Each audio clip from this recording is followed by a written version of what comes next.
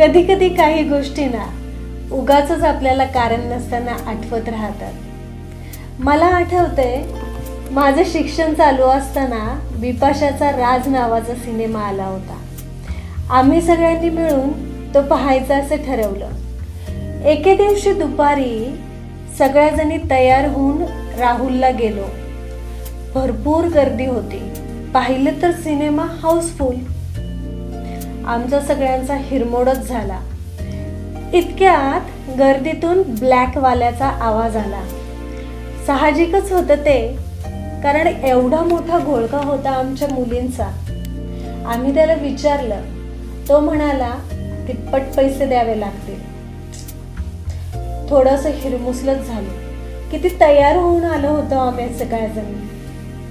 मग थोडी चर्चा केली, कारण आम्ही सगळ्याजणी हॉस्टेलाईट. आत्ता जर पैसे खर्च केले तर पूर्ण महिन्याचं बजेट कोलमडणार होतं. शिवाय कोणाला अडचण आली तर काय करणार हाही प्रश्न होताच. खूप वेळ विचार केल्यानंतर मग मीच पुढे होऊन म्हटलं, चालेल, आपण आलोच आहोत तर पिक्चर बघून जाऊया. थोडासा खर्च करू.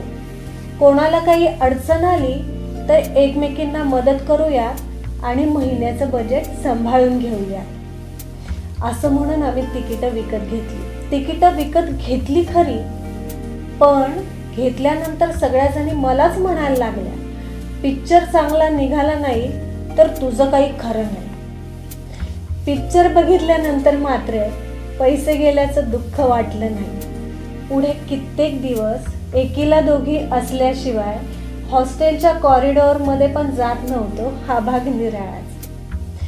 अशीच आणखीन एक आठवण साथिया सिनेमाची. माझं शिक्षण चालू होतं. माझा नुकताच साखरपुडा झाला होता. माझं होणारं सासरही पुण्यातच असल्याने आमचे होणारे अहो अगदी रोज म्हटलं तरी मला भेटायला येत असत. ज्या दिवशी त्यांना जमणार नसे त्या दिवशी संध्याकाळी 5-6च्या दरम्यान त्यांचा मला फोन येत असे. दिवाळीच्या सुट्ट्या लागणार होत्या आणि मी 20-1 दिवसांसाठी गावी जाणार होते. मग पुढचे कित्येक दिवस आमची भेट होणार नव्हती. आज मी त्यांच्या फोनची वाट पाहत होते, पण त्यांचा फोन आला नाही. खरं तर दुपारी 3 ते 6चा साथियाचा शो बघायचा, थोडा वेळ एकत्र घालवायचा, त्यानंतर जेवण करून रात्री 9 वाजेपर्यंत हॉस्टेलला परत यायचं असं माझ्या मनात होतं, कारण 10 नंतर हॉस्टेल बंद होत असे. मी यांच्या फोनची वाट पाहत बसले. 7 वाजले तरी त्यांचा फोन आला नाही. मग मात्र मला चिडचिड व्हायला लागली आणि राग यायला लागला. इतक्यात हॉस्टेलच्या लँडलाईनवर त्यांचा फोन आला. मी खूप बडबड केली आणि नकळत माझ्या मनातलं बोलून गेले. ते इतकं मनावर घेतील असं मला खरंच वाटलं नव्हतं. रात्री 8 वाजता 9:30च्या शोची तिकीटं घेऊन बाबा हजर. आता मात्र माझी पंचायत झाली. हॉस्टेलचं काय, आत्ता शोला गेलो तर निदान रात्रीचे 1 तरी वाजणार. पण हॉस्टेलच्या आपल्या म्हणून अशा काही गमती जमती असतात. या वेळेला माझी मैत्रीण माझ्या मदतीला धावून आली. तिने मला आत घेण्याची तजवीज केली आणि मग मी मस्तपैकी जाऊन पिक्चर बघून आले. त्यावेळच्या गुलाबी थंडीत बघितलेला साथिया आणि सिटी प्राईडच्या कट्ट्यावर मांडलेल्या गप्पा आजही मला आठवतात. मग उगाचच माझ्या लहानपणीपासूनचे पाहिलेले सिनेमे मला आठवत गेले. कधीतरी विजया शांतीचा तेजस्विनी हा सिनेमा पाहिला होता.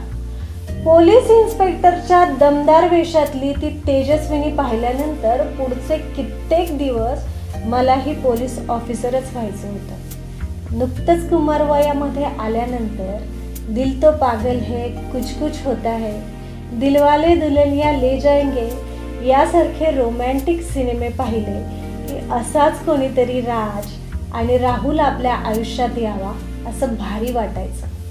काजोलने, माधुरीने त्या सिनेमात घातलेले कपडे घालून आपण रस्त्यावरून चालायला लागलो की आपण उगाचच त्यांचे इतकं सुंदर दिसतोय असं वाटायला लागायचं. जानी दुश्मन, कौन यासारखे थ्रिलर, हॉरर सिनेमे पाहिले की रात्रभर झोप लागायची नाही. पुढे काळाच्या ओघात पिक्चर पाहणं तसं कमीच होत गेलं.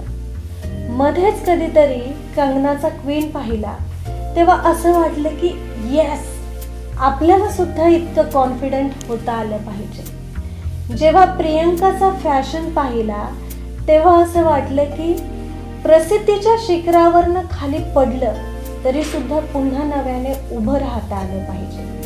यशाची हवा मात्र डोक्यात नाही गेली पाहिजे. शाहरुखचा देवदास पाहिला तेव्हा त्याची ती भव्यता पाहून एकदा तरी आपल्याला आयुष्यात ऐश्वर्या इतका साज शृंगार करून सुंदर दिसता आलं पाहिजे असं उगाचच मनोमन वाटून गेलं. संजय दत्तचा वास्तव पाहिला तेव्हा हे असंही असू शकतं याची पहिल्यांदा जाणीव झाली. आमिरचा दंगल आला तेव्हा आपल्या मुलांनाही असंच घडवता आलं पाहिजे असं मनोमन वाटून गेलं. बोर झालं, निराश झालं, रोमॅन्टिक मूड असला, हरल्यासारखं वाटलं की हे बॉलिवूड प्रत्येक वेळी आपल्या मदतीला हजरच असतं. निराश झाल्यानंतर पिक्चर अभी बाकी है मेरे दोस्त, प्रेमात पडल्यानंतर कुछ कुछ होता है तुम नहीं समझोगे, किंवा जिंदगी लंबी नहीं बड़ी होनी चाहिए बाबू मोशाय, मोग्यांबो खुश हुआ ये हात मुझे दे दे ठाकूर पासून आत्तापर्यंतचा आत्ता आलेला झुकेगा नाही सालापर्यंतचे आपण कितीतरी डायलॉग मनोमन म्हटले असते. त्यामुळेच की काय, मनोरंजन क्षेत्राची भारतात किंबहुना जगामध्ये एक वेगळीच दुनिया आहे. एकही सिनेमा आवडत नाही असा माणूस सापडणे विरळच. प्रत्येकाची आठवण कोणत्या ना कोणत्या तरी सिनेमाशी जोडलेली असते. एखादा पिक्चर बघितला की त्याची नशा काही काळ का होईना आपल्याला चढलेलीच असते. मनोरंजन म्हणून, प्रेरणादायी म्हणून हे पिक्चर आपल्या पाठीमागे असले तरीही ते कायम लार्जर दॅन लाईफ असतात हे आपण विसरता कामा नये.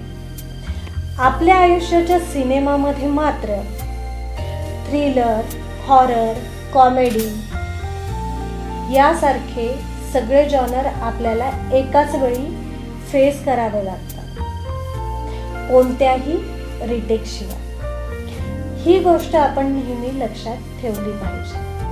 म्हणून सिनेमे कितीही प्रेरणादायी असले किंवा मनोरंजन देणारे असले तरीही आपल्या आयुष्याचे हिरो, हिरोईन, डिरेक्टर, प्रोड्युसर हे सगळे आपणच आहोत हे विसरता कामा नये.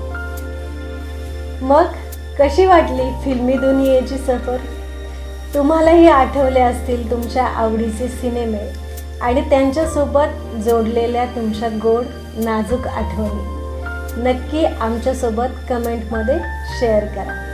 लवकरच भेटूया आणखीन एका नवीन गोष्टीसह. मी तुमची #SPD स्नेहल. लाईक करा, सबस्क्राईब करा आणि शेअर करा.